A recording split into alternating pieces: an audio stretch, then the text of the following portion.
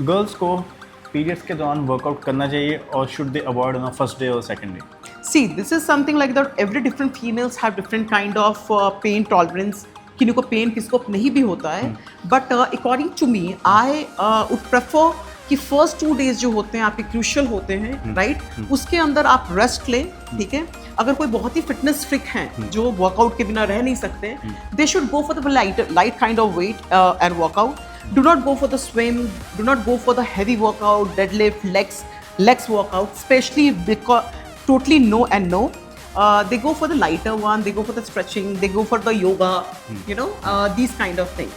As well as उसके अंदर जो सारी चीज़ें हैं खाने वाने का भी ध्यान रखना चाहिए. और ये पीरियड आने के दिन नहीं, पीरियड से 10 दिन 15 दिन पहले से, you know, because सबकी साइकिल अपनी होती है, डेट उन्हें पता होता है, you know, they need to be take care of their food also, they need to be take care during that period, proper rest, proper supplement, you know, relax, right, go for the heavy stretching and everything and all, and then after 2-3 days they can continue. But again 4-5 days के अंदर legs workout थोड़ा avoid करना चाहिए. they can go to the upper body and different variation of the workout. During periods diet क्या रखनी चाहिए so that उनका थोड़ा सा पेन कम हो, क्रैम्पिंग कम हो? So what you recommend?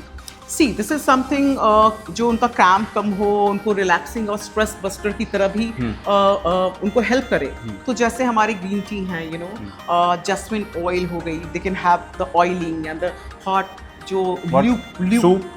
they can go for the soup and everything and all, but depend upon the weather also, कहाँ पे हैं आप, क्योंकि सबकी craving थोड़ी अलग तरह की होती है, किसी को होती है किसी को नहीं होती है करके, right? They can go for the lighter massage, you know, to de-stress their body, you know, so that 2-3 days they can keep it for their self-love and self-grooming kind of stuff, but go it very easy. Have proper sleep, you know, magnesium is very important. रात के time पे उनको definitely magnesium तो ऐसे भी लेना चाहिए. Okay, now meditation के अंदर बहुत सारी मिस चल रही हैं, और मेरा ये मानना, आज जो मैं मेडिटेशन बताने जा रही हूँ, जो आपके माइंड के क्रियोस, जो एंजाइटी है, जो कभी कभी आप देखते हो आप बहुत ज़्यादा कुछ ऐसी फियर, एंजाइटी के इमोशंस में आ जाते हैं, तो आप क्या कर सकते हैं immediately, right? Now sit properly, relaxed, जिसमें आप कंफर्टेबल है. मैं ऐसे कंफर्टेबल हूं बिकॉज मैं फ्लेक्सिबल हूं, बट आप नॉर्मल कंफर्टेबल हो जाओ. Okay, now eyes close and concentrate on your breathing. Breathe in, breathe out. Don't force your breathe, only breathe in, breathe out. Only concentrate on your breathing.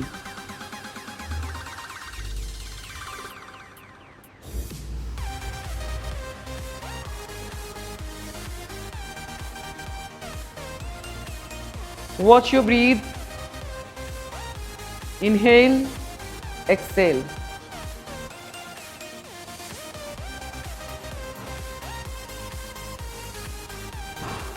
Practice 5 minutes and open your eyes. How you feel? Completely changed. Composed, calm. So this is very good exercise. किसी music की जरूरत नहीं है आपको. Your breathe is your music. Only concentrate on yourself and concentrate on your breathing. Only breathe in, breathe out. वो भी जल्दी भी नहीं करना, लेट भी नहीं करना, लंबा भी नहीं करना, छोटा भी नहीं करना. Normal breathing. 5 minutes, 10 minutes, and then you will see to it, like, you know, all your anxiety gone, all your panicness gone, ठीक है, all fear gone, and your mind is going to be composed and calm. This thing you can practice anytime. सोने से पहले, सोने के लिए बहुत अच्छा है. You can just fall asleep very very quickly. उठने के बाद, और इसी के अंदर आपको मैनिफेस्टेशन या पॉजिटिव अफर्मेशन के अंदर जाना है, तो you can do that also. So that is something we can do it next time, but I think beginners के लिए ये सबसे easy है. You can practice anywhere to calm your mind. Namaste.